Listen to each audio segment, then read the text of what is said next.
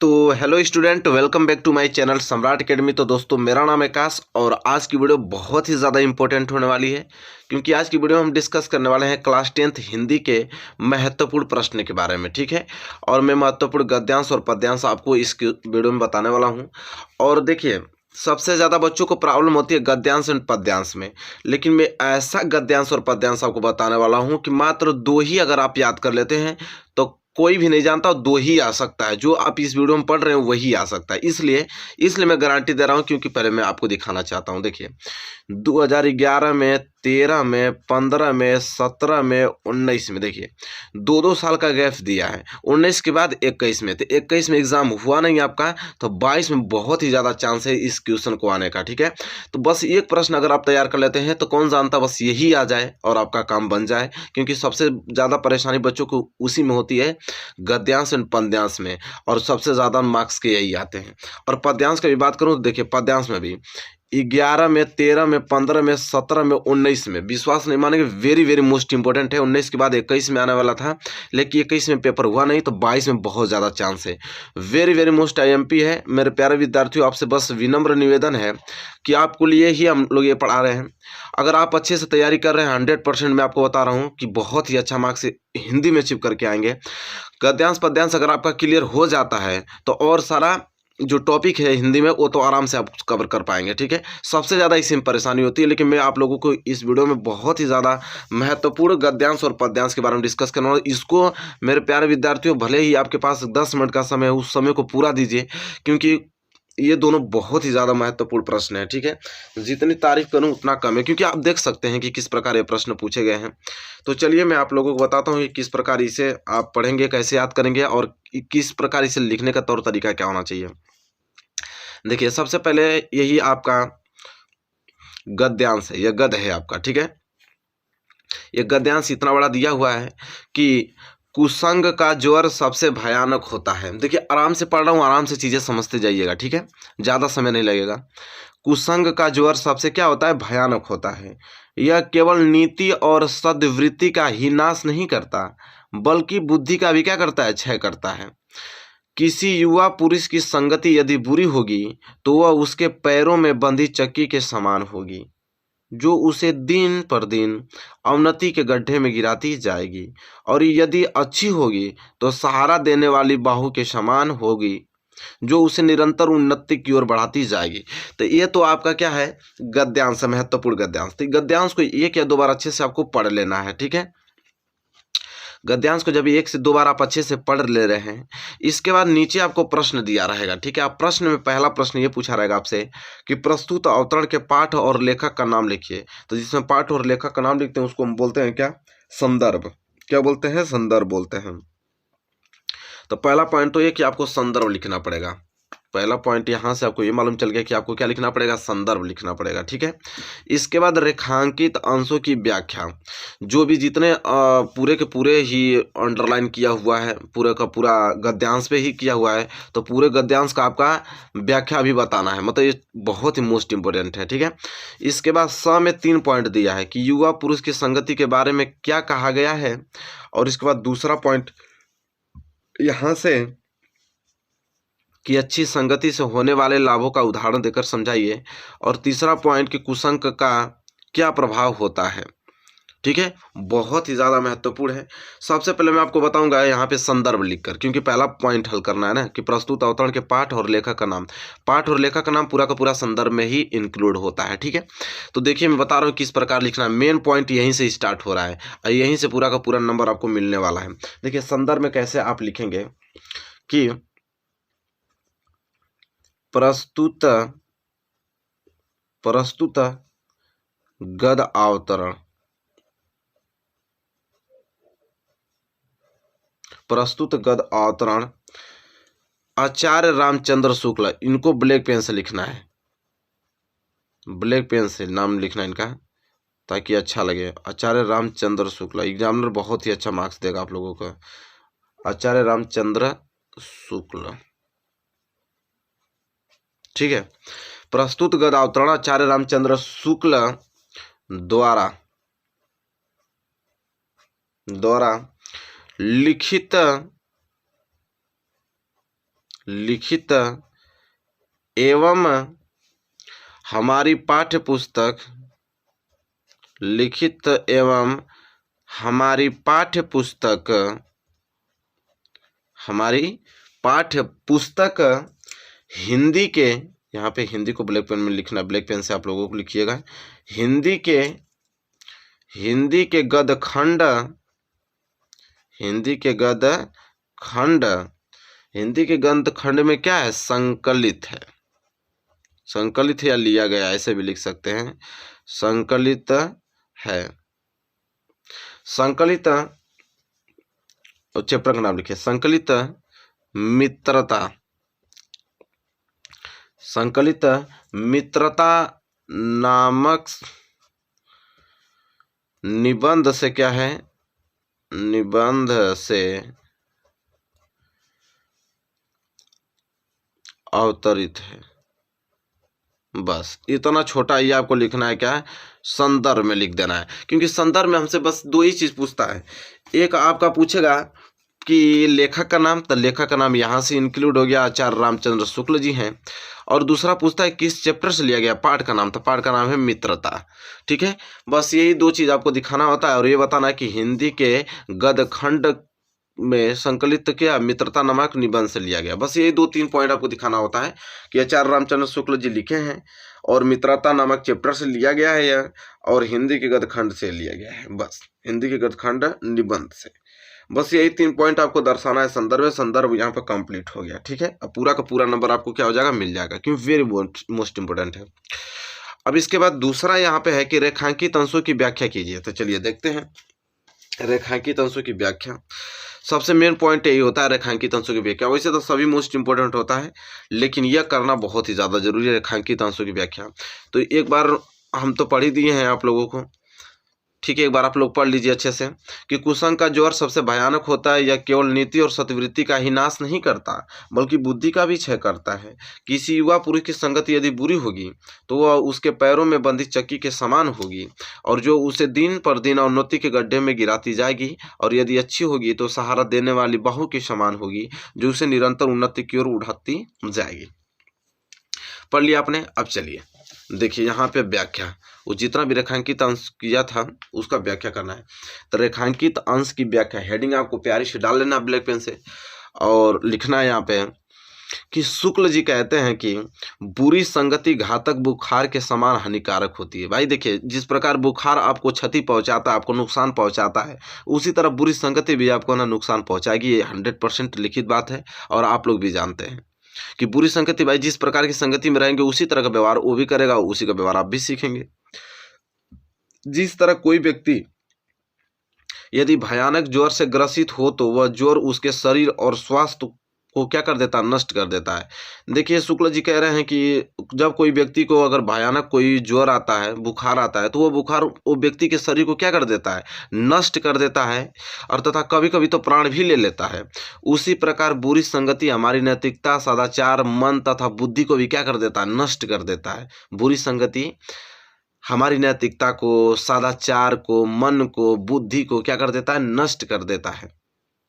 ठीक है, मानव जीवन में युवावस्था, मानव जीवन में युवावस्था सर्वाधिक महत्वपूर्ण होती है। देखिए मानव जीवन में जो युवावस्था होती है वो सर्वाधिक महत्वपूर्ण होती है। कुसंगी किसी युवा मनुष्य की सारी प्रगति को उसी तरह रोक लेती है। देखिए जो मनुष्य की जो कुसंगति होती है, कुसंगति वो किसी युवा मनुष्य की सारी जो प्रगति होगी, प्रोसेस होता है, आप बढ़ रहे हैं उसको आगे, उसको क्या कर देगा, रोक लेता है।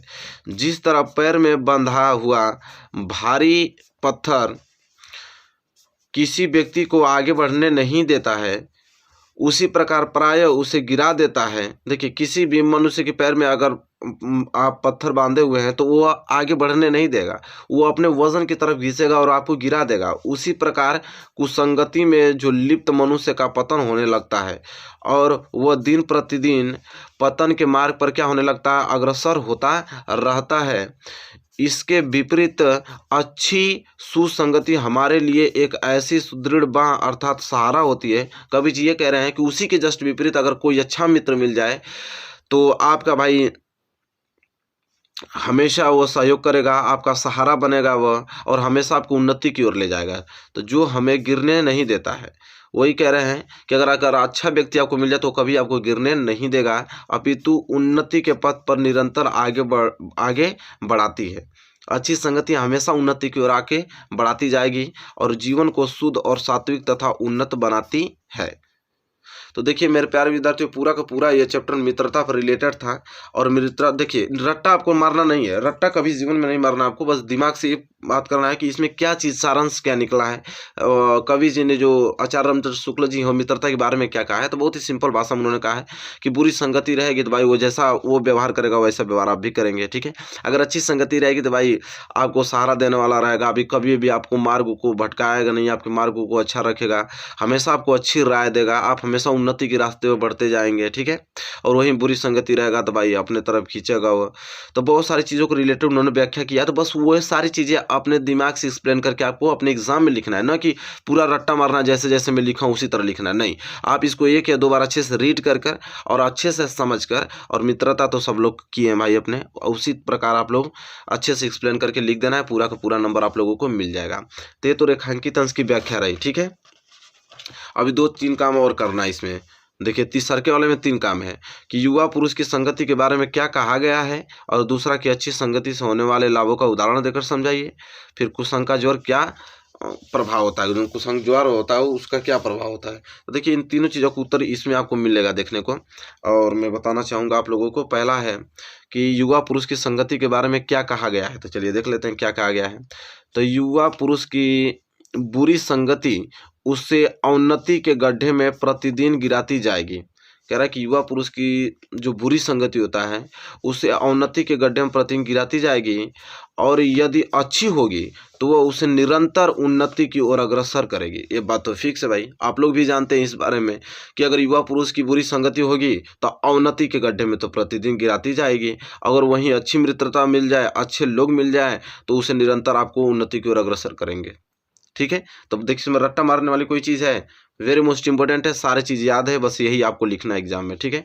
दूसरा है कि अच्छी संगति से होने वाले लाभों का उदाहरण देकर समझाइए। देखिए अच्छी संगति सहारा देने वाली बांह के समान होती है। जो अच्छी संगति होती है हमेशा सहारा देने वाले किसके, बांह के समान होती है, जो व्यक्ति की जीवन रक्षक और उसे उन्नति की ओर क्या कर ले जाने वाली होती है। तो अच्छी मित्रता भाई यही होती है, हमेशा आपको साथ देगी, हमेशा आपका सहारा देगी, हमेशा जीवन में रक्षक बनकर रहेगी, हमेशा उन्नति की ओर ले जाने वाली होगी, ठीक है। तो ये सारी चीज़ें व्याख्या हैं। क्लियर हो गया ना आप लोगों को। कुसंग का क्या प्रभाव होता है, तीसरा पॉइंट, लास्ट पॉइंट से, इसके बाद से गद्यांश खत्म हो जाएगा बस। तो तीसरा पॉइंट है कि कुसंग का प्रभाव बहुत क्या होता है, भयानक होता है। कुसंग का जो प्रभाव होता है बहुत ही ज़्यादा भयानक होता है। यह मनुष्य की नैतिकता और अच्छे आचरण को क्या कर देता है, नष्ट कर देता है, ठीक है। यह मनुष्य की नैतिकता और अच्छे आचरण को क्या करता है, नष्ट कर देता है। इसके साथ साथ वह उसकी बुद्धि का भी क्या कर देता है, क्षय करता रहता है। यही कुसंग का प्रभाव होता है। तो जैसा कि आपने देखा, वेरी मोस्ट इंपोर्टेंट है, बस इतना ही आपको, यही आपका महत्वपूर्ण गद्यांश था मेरे प्यारे विद्यार्थियों। आई होप आपको ये गद्यांश क्लियर हो गया होगा। इतना अगर आप कम कर देते हैं, अगर 2022 में आने का बहुत ही ज़्यादा, कम से कम मैं बता रहा हूँ आप लोगों को 90% चांस है हमारे थ्योरेटिकल से, मैं जहाँ तक मैं सोचता हूँ 90% चांस है इन क्वेश्चनों को आने का। अगर ये आ गया तो काम आपका 100% बन गया भाई। क्योंकि देख लीजिए 11, 13, 15, 17, 19, 21 में हुआ नहीं, 22 में पूछा जा सकता है। बस मात्र 2 ही प्रश्न से आप बहुत ही अच्छा मार्क्स अचीव कर पाएंगे। तो ये तो आपका गद्यांश था। अब हम पद्यांश की तरफ बढ़ने वाले हैं। चलिए इसी प्रकार मेरे प्यारे विद्यार्थियों, यह पद्यांश देख लीजिए, वेरी मोस्ट इंपोर्टेंट पद्यांश। गद्यांश का काम तो खत्म और आपको याद भी हो गया है। पद्यांश देखिए वेरी मोस्ट इंपोर्टेंट है। और ये क्या है मैं पढ़ के सुनाता हूँ, इसको आराम से नोट कीजिएगा। देखिए, सुनी सुंदर बैन सुधारस, साने सयानी है जानकी जानी भली। तिरछे, देखिए तिरछे लिखा हुआ है, तिरछे करी नैन दे सैन तिन्हे समुझाई। कछु, ये लिखा है कछु, कछु मुस्काई चली। तुलसी तेहि अवसर सोहै, सबे अवलोकती।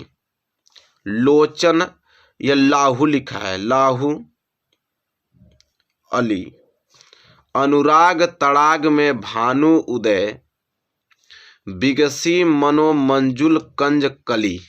ठीक है, इसको आराम से आपको नोट करना है। ठीक है, मैंने आराम से पढ़ा है, इसको आराम से, क्योंकि वेरी वेरी मोस्ट इंपॉर्टेंट है, इसको तो आपको इग्नोर करना नहीं बिल्कुल भी। ठीक है, इसको आराम से नोट कर लीजिए। इसमें भी सबसे पहले संदर्भ लिखा जाता है, इसके बाद प्रसंग लिखा जाता है। ठीक है, संदर्भ में आपको बताता हूँ किस प्रकार लिखेंगे।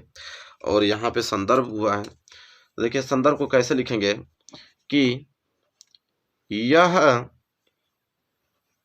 पद, क्योंकि पद है, यह पद, अब ब्लैक पेन से लिखेंगे इनका नाम राइटर का, यह पद श्री सूरदास, यह पद श्री सूरदास द्वारा रचित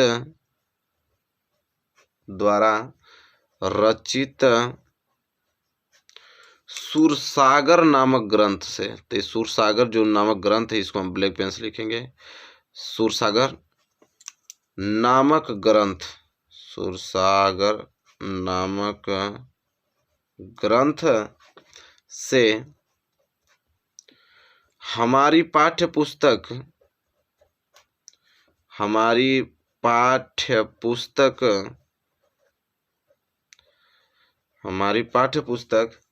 हिंदी के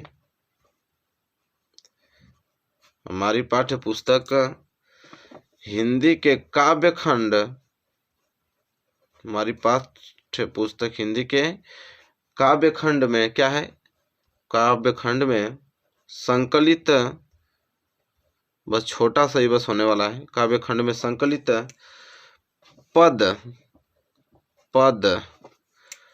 पद शीर्षक से उद्धृत है, पद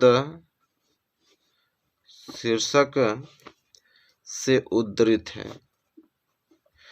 बस इतना पॉइंट आपको लिखना है, किसमें, संदर्भ में लिखना है, पूरा का पूरा नंबर मिल जाएगा। क्योंकि हमने बताया कि संदर्भ में बस यही चीज़ दिखाया जाता है कि कौन लिखे हैं, तो श्री सूरदास जी लिखे हैं। किस पद से लिया गया है भाई, सूरसागर नामक ग्रंथ से लिया गया है, और भी हमारे हिंदी पाठ्य पुस्तक हिंदी से, वो भी पद शीर्षक से क्या है, यह उद्धृत है। यही 4 पॉइंट आपको दर्शाना है। आई होप आप चारों पॉइंट अच्छे तरीके से लिखेंगे एग्जाम में। ठीक है, संदर्भ को जरूर लिखना है, पूरा का पूरा नंबर मिलेगा। ठीक है, संदर्भ हो गया। इसके बाद इसमें प्रसंग भी लिखना होता है। प्रसंग में ये होता है कि छोटी चीज में, मतलब छोटी भाषाओं में बता दीजिए कि किन चीज़ों के बारे में बात होने वाली है, पूरा का पूरा गद्यांश में, उसी को हम प्रसंग बोलते हैं। देखिए, इन पंक्तियों में ग्राम वधुओं के प्रश्न का उत्तर देती हुई सीता जी अपने हाव भाव से ही राम के विषय में सब कुछ बता देती हैं। कह रही हैं कि इन पंक्तियों में यह बताया गया है कि जो गांव की जो लड़कियां हैं, उनके प्रश्न का उत्तर दे रही हैं सीता जी, और अपने हाव भाव से ही राम के विषय में सब कुछ बता दे रही हैं। ठीक है, तो चलिए देखते हैं व्याख्या में सब कुछ मालूम चलेगा कि सीता जी कैसे बता रही हैं राम के बारे में। तो व्याख्या देखिए, यहाँ पे व्याख्या है कि ग्राम वधुओं ने राम के विषय में सीता जी से पूछा कि ये सांवले और सुंदर रूप वाले तुम्हारे क्या लगते हैं। देखिए, जो गांव के लड़कियां थी सब सीता से पूछी कि जो सांवले रंग हैं उनका, जो सुंदर रूप वाले हैं, ये तुम्हारे क्या लगते हैं। तो ग्राम वधुओं ने अमृत जैसे मधुर वचनों को सुनकर चतुर सीता जी ने मनोभावों को समझ गई। मतलब कि उनके जो भी ग्राम की लड़कियां थी, उन्होंने पूछा कि ये सुंदर सांवले रंग वाले जो हैं वे कौन लगते हैं आपके। तो उन्होंने उनके मन के भावनाओं को समझ लिया और उन्हें कहा कि सीता जी ने उनके प्रश्न का उत्तर अपनी मुस्कुराहट तथा संकेत भरी दृष्टि से ही दे दिया। चलिए देखते हैं कि कैसे उन्होंने दिया। उन्होंने मुख से कुछ बोलने की आवश्यकता ही नहीं पड़ी। उन्होंने स्त्रियोचित लज्जा के कारण केवल संकेत से ही राम के विषय में यह समझा दिया कि ये मेरे क्या हैं, पति हैं। उन्होंने कुछ बोला नहीं, अपने मुस्कुराहट, अपने संकेत से ही उन लड़कियों को समझा दिया कि ये मेरे क्या हैं, पति हैं। तुलसीदास जी कहते हैं कि तुलसीदास जी कहते हैं कि सीता जी के संकेत को समझकर सभी सखियां राम के सौंदर्य को एकटक देखती हुई अपने नेत्रों का लाभ प्राप्त करने लगी। सीता का बात सुनकर सभी स्त्रियां ने एकाएक राम की तरफ देखने लगी। ठीक है, उस समय ऐसा प्रतीत हो रहा था मानो प्रेम के सरोवर में राम रूपी सूर्य का उदय हो गया हो। उस समय ऐसा लग रहा था प्रेम के सरोवर में कि राम रूपी सूर्य का क्या हो गया हो, उदय हो गया हो। और ग्राम वधुओं के नेत्र रूपी कमल की और ग्राम वधुओं के नेत्र रूपी कमल की, कुछ पॉइंट इधर बचा है, कमल की सुंदर कलियां खिल गई हों। ठीक है, उस समय ऐसा लग रहा था कि जैसे सूर्य का उदय हुआ उस प्रकार श्री रामचंद्र का उदय हो गया हो और सुंदर कलियां खिल गई हों। किनकी? तो ग्राम वधुओं के नेत्र रूपी कमल की सुंदर कलियां खिल गई हों। तो यह आपका व्याख्या है। ठीक है, व्याख्या में आपने देखा कि इस व्याख्या में बस यही बताया गया है कि सीता जी बिना कुछ बोले अपने मुस्कुराहट, अपने बॉडी लैंग्वेज से ही किस प्रकार अपने पति राम जी का किस प्रकार व्याख्या किया है, उनके इशारे से, उनके संकेत से ही सारे ग्राम की जो भी लड़कियां थी समझ गई। ठीक है, तो यही सारा एक्सप्लेन किया गया है। आई होप आपने इस चीज़ को क्लियर कर रखा है और यही चीज़ आपके एग्ज़ाम में आने वाली है। इसी चीज़ को आपको एग्ज़ाम में लिखना है। मेरे प्यारे विद्यार्थियों, अगर आपने वीडियो पूरा देखा है तो 100% बात करूँ और दोनों आ गया प्रश्न तो बहुत ही ज़्यादा अच्छा स्कोर करके आएंगे, मेरा वादा है आप लोगों को, क्योंकि हमने बहुत ही महत्वपूर्ण आप लोगों को बताया है गद्यांश और पद्यांश। वीडियो पसंद आई हो तो प्लीज़ थोड़ा तो लाइक बनता है। प्लीज़ चैनल पर नए तो चैनल को सब्सक्राइब करके बेल आइकन को प्रेस कर लीजिए। मिलेंगे एक प्यारे से नेक्स्ट वीडियो में, तब तक के लिए धन्यवाद।